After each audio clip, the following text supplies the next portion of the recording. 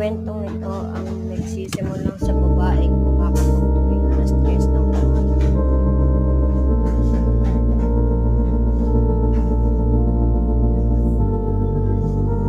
Wala to.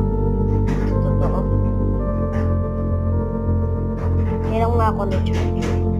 Anong oras na ba? Alas 3 na pala ng umaga.